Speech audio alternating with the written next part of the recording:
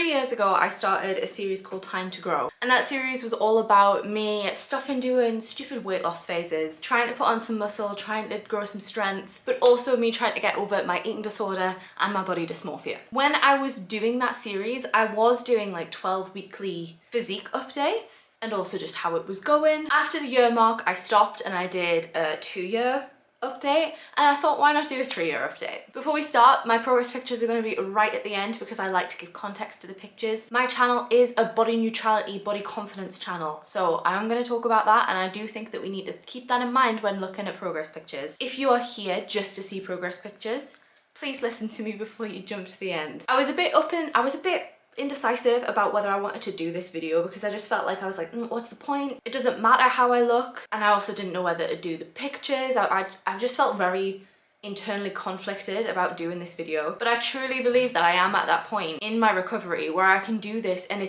for me it's not like a positive or negative thing, and I don't feel disappointed in myself for any particular way. But I have had this goal of getting stronger and putting muscle on just because that's the aesthetic that I like. It hasn't been like a huge goal, but it has been a goal. So I've decided I would like to look and see the progress that I've made, and I also feel like it's maybe nice for people who've been around that long, if you have been around that long.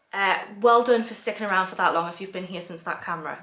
So Time to Grow started mainly for me to keep accountable. I was really struggling with when deciding to actually go on like a muscle gain phase, a weight gain phase, actually sticking to it. I would just repeatedly over and over again decide I was going to do it, be on it for a little while, and then try and lose weight again. So I mainly used it for an accountability thing of me putting on the internet being like, no, I'm not going to try and lose weight anymore. And I do feel like it was really useful in my recovery. So the 4 main things that I want to go over are my nutrition, my training, my eating disorder, and my body dysmorphia. I thought we'd talk about the more serious things first, so we'll talk about the eating disorder and the body dysmorphia, then I'll go on to talk about my nutrition and my training. So eating disorder, I'm in the same place as last year in terms of recovery. I do feel very good on that journey. I do feel like I am recovered in my relationship with food. I feel good with it, and I feel like the only thing that helped me get good with it, if you were in the same place, is to eat whatever I wanted whenever I wanted.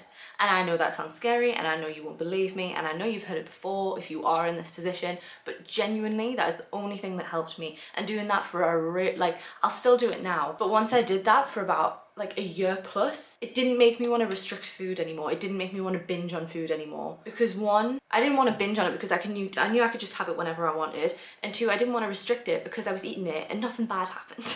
Yeah, I put on weight, but I'm fine with it, and it doesn't happen as quickly as you think it's going to happen, so it feels like the world's ending. It's funny because with my eating disorder, the longer these updates have gone, so obviously this is the 3-year update, the more chance there is that you weren't around when I had my eating disorder. So I kind of feel like I have to be like, this was my eating disorder and this is why it was bad, but I'm not going to do that because it doesn't matter. Any bad relationship with food is bad. I don't feel like you need to know the specifics of what my eating disorder was to believe me that I had an eating disorder, but I do believe that my relationship with food is recovered and is so much better. Now, my body dysmorphia is a different kettle of fish. It is still very much a problem, but I definitely feel more neutral around it now than I ever have. My body dysmorphia comes in the way of like, I have no idea what my body looks like because it looks completely different to me nearly every day, even just hour by hour. And I know bodies change in different lightings and things like that anyway, but I go to the gym 4 times a week, and on a Monday it can look completely different in the same spot in the gym as what it will to a Tuesday. And that is stressful, don't get me wrong, I'm still very much stressed by it, and it really does get me sometimes, but it's more of like, I'm annoyed that I can't actually see how my body looks rather than I get upset about it. And if my body looks bigger one day than it does to the next, I don't cry about being big anymore, which is great. I watched my 2-year update, and my main problem is still my main problem, and that is my face. I'm still having negative emotions towards my face, and that definitely is something that needs work. I'm not just like, well, I'm just gonna feel crappy about my face forever. I want neutrality for my whole body, and that includes my face, but I definitely feel like it's a problem that I can manage currently. Obviously, ideal, I'd love some therapy, and that is the way to go about it, and I will get it eventually. But the negative emotions around my body dysmorphia are so much less than they used to be. Okay, nutrition. I'm not going to talk about it too much because it doesn't matter. Whatever you want to eat is whatever you want to eat. My diet is completely different to what your diet's going to be, no matter who you are. But last year I was talking about how I was struggling with nutrition in regards to my autism, and also just in the way that I was sick of food. So I just want to talk about that quickly, and that has definitely improved over the last year, because I really, like, at the point of doing that 2-year update, I really was struggling with meals. My partner has really stepped up and started cooking meals for both of us, and that has helped massively. And we've been trying different recipes, which has been a real help, because I feel like I knew that was going to be the answer, but I hate cooking with a passion. Like, I hate cooking. So the fact that my partner stepped up and is doing that for the both of us has made my relationship with food in that way better as well. I also feel like I've got protein down to a T, and I think that's why, I don't know, if you've been here for a while, you might be able to tell there has been some changes in the last year before I get onto the pictures, but I think there has been a few changes in my body, and I do feel like me being able to finally say that I've got my protein down is the key. I have done a few days of tracking just to make sure that my protein's there, even to the point that I won't track the majority of well, not the majority, I won't track things that I know are only carb sources or only fat sources. I have just tracked like how much chicken I'm eating, my protein shake, things like that, to see how much protein and to make sure that I'm getting enough. And I'm trying to make sure that I'm getting a minimum of 140 grams a day. Sometimes it's more than that, but I am trying to make sure that I'm hitting a minimum of 140 grams, and I have been doing that a lot better. So nutrition on a whole is definitely on and up, but like I said, I'm not going to get into the specifics because it doesn't matter.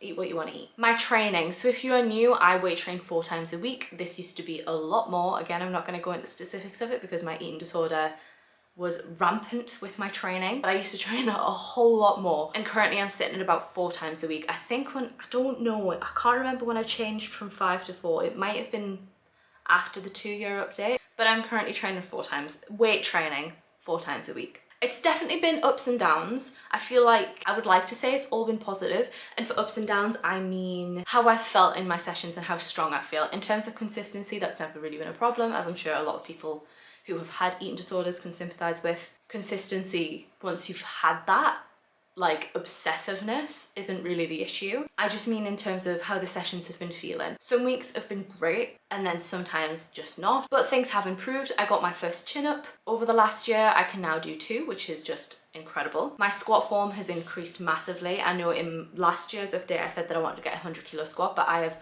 completely reset my PB because my depth was just atrocious, and I think my PB now is sitting at 85 kilos at a full depth squat, which is quite good. And some things like my lateral raises and things like that have massively improved, but some things have just plateaued. My subscribers will be sick of hearing about it, but my deadlift has plateaued massively and it's driving me up the freaking wall. But I am determined to get stronger at the minute. I am determined. I am trying to eat more to make sure that I am getting stronger because it's driving.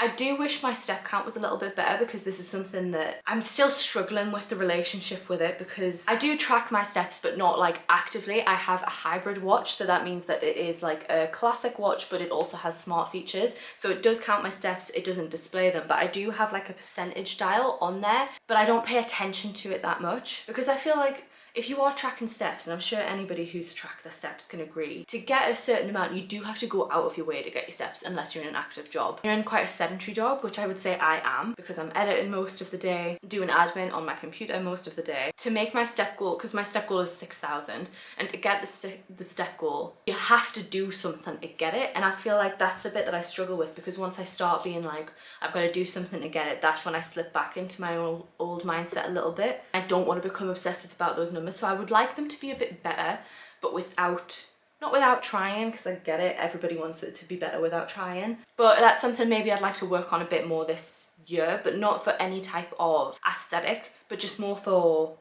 health. Like, your step count is correlated to your heart health and mortality rate and things like that, so I definitely want to try and get it up to 6,000 at least every day. But I'm not obsessive about any of that anymore, which is definitely the thing that I struggled with within my eating disorder, and that's where I need to be. There have been so many weeks in this last year that I've missed, and I haven't even been stressed about it. When we went on holiday in July to Cyprus, we didn't train for that entire week, which I haven't done ever. Every holiday that I've ever been on, I've trained. And that was never from a bad place. I have just trained because I wanted to. But this year, this holiday was a little bit of a busier one. So it would have meant like carving time out to go, and we just didn't. And that's lovely that I didn't even panic slightly about that or have like a conversation in my head about it. It was just oh no, we don't have time, so I'm not going. So I'm definitely not obsessive about my training, but I'm still interested in my training and I'm not bored with my training. Okay, we are going to do the progress pictures now. Before we begin, I am only doing these because I am completely fine with the outcome. If I looked at these pictures and there was no muscle gain or there was a ton of fat gain, I'd be fine with that. And I would not be doing this to myself if I wasn't 100% honest with myself that I am okay with that. So please don't worry about me doing progress pictures, and please don't be like, this is an unhealthy mindset. It's not. For me, it is literally just about to see whether I have put on any muscle or not. And if I haven't, that's fine. But for you who is watching, if you are not in the space to look at these progress pictures and not compare yourself to me, so if you're gonna look at these and be like, she's got better quads than me, or she has better this than me, or she has put on less weight than me in that amount of time. Or if you're gonna look at these pictures and critique my body, don't watch this next section, okay? It's not for you and you're not there yet. I know I can't stop you. I know you're probably gonna critique my body anyway, but that's about you, that's not about me. But I would genuinely say, if you don't think you can watch this next bit without feeling crap about yourself, or without even just slightly critiquing yourself, please don't watch it. That's not what this is for. This is for me to be like, oh look, have I put on muscle or not? And for my subscribers that have been around for that long, who don't care about what I look like, it's just fun for them to watch. Okay, right. Please don't watch if you can't. Anyway, let's go on to these pictures. I have done the same as the last time. So I've got the picture compared to when I began in 2021 and the last time I did this, so in 2023. We will start with my go-to pose. If you are new, 2021 was already when I'd started on recovery. So please don't worry that these pictures are going to be like eating disorder Sarah. I'd already put on quite a bit of weight when I started this, from when I was like peak eating disorder. So let's start with the pose that I did all the time from 2021 to now, so 3 years. As you can see, I look very different. The thing is, I don't really feel like there's much to say now from 2021 because of how different I look. Obviously, we can see there's been a lot of weight gain, there's been muscle gain, I just look different. So I think it's probably more useful if we look at 2023 to now. This was the one that surprised me the most. This is the one that I did last, like when I was putting them together. And I'm actually like really surprised at the differences. I will say you can see the difference between the iPhone 12 and the iPhone 15 camera. I'm sorry how different they look. It is a little bit different lighting as well. I think the definition on my stomach, or the shadows on my stomach, I do think that's down a different lighting rather than my stomach looking different. I don't think I've lost weight on my stomach in the last year, so I do think this is a lighting thing. But my quads have definitely grown. Like, my quads are sticking out way more than they were last year, which I'm so proud of. Also, if you can see that little bruise on my leg, I did walk into a barbell last week. It freaking hurt. Don't do it. I also feel like my delts and biceps have grown a lot, and I actually do think that's true. Like when I'm moving about on videos, I do notice my delts a little bit more now, so I do think my delts have grown. But the thing that surprised me most in this picture was my quads, which I'm very proud of because I've very much been wanting to grow them. We'll stick on like lower body comparisons. So we will go with my glutes. So if we go with the side on view, if we look at the 2021 pictures, they have definitely grown, which is great. I always worry that my glutes are just doing nothing, so I'm very, very happy. But you can also see that my quads have grown. And then if we move on to last year, I also feel like you can see that my quads have grown. You have to, I'll zoom in on screen maybe, but I feel like my quads are definitely sticking out more than this time last year. I'm not so sure about my glutes. I don't really know if my glutes have changed at all. Maybe grown slightly, but I'm not entirely sure. We'll move on to a different pose for my glutes. If we do the 2021 versus now, glutes have definitely grown. My quads have definitely grown. I can feel like, I know my arms in a different position. You can see my arms have definitely grown. It's funny. Yeah, I know you can't really see my stomach in the 2021. You can see my stomach has stayed the same shape, but just grown, which I think's quite cool. And now if we move on from last year, I don't think there's the biggest difference in this pose. My underwear is sitting slightly differently from the 2024 picture, but I also feel like maybe my glutes have grown a little bit. Like they look bigger, the shape hasn't changed, but I feel like they look a little bit bigger. My quads, I feel like from this angle, maybe look the same. Maybe my hamstrings have grown slightly. That's quite exciting. Maybe my hamstrings have grown slightly. I know it's frustrating that my hands, my arm have changed positions, but genuinely I was mainly doing this in the old pictures to hide my tummy, and I just really don't care anymore, so that's why I've moved it. And it's so much easier to hold your phone like this than it is like this whilst you're like in a position. I do have the same underwear. I didn't think I did, but it is the exact same underwear and the exact same sports bra. All right, we'll move on to a posed position. So I didn't take this picture in 2021 when I started, so I think this was 2022.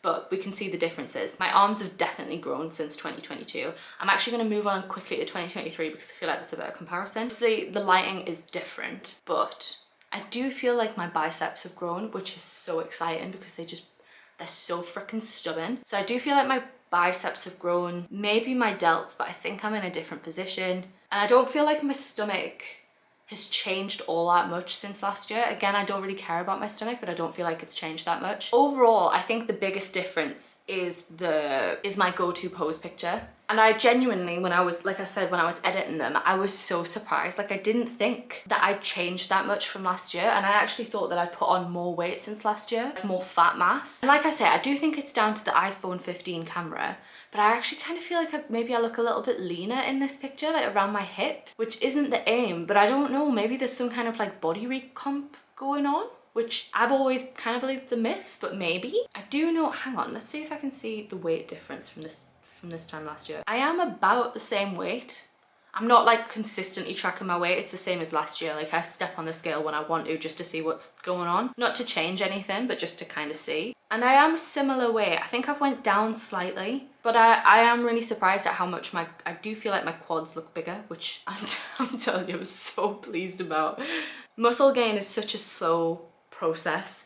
So having something like this is so useful to see whether I am actually making any progress. So it's really exciting to see. But overall, I'm pleased with that. Like I say, I don't have like the positive, negative emotions, but it's nice to know that the muscle gain is happening because that is what I'm trying to achieve. Overall, I am happy with how everything's going. I'm not as actively trying to put on muscle as I was when I started Time to Grow, but they are still the goals, so I'm happy with how things are going. I'm going to be doing the exact same thing going forward for the next year. Like I said, determined to be strong. I'm determined to get my deadlift up, but overall, I am happy. I wish this body dysmorphia would get out. But anyway, that is going to be it for this video. I hope you guys enjoyed it, took something from it. Like I say, please don't come away from this feeling negative about yourself. If you're someone who has been through an eating disorder or is going through an eating disorder, please try and recover, please try and fight it. The hardest bit about the eating disorder is actually wanting to get out of it. So please try and get help if you can. Feeling healthier feels so much better than skinnier feels. But anyway, if you could please give any engagement to this video, I would very much appreciate it. Any likes, comments, subscribes, shares. It is the only way I can grow my channel, so literally anything.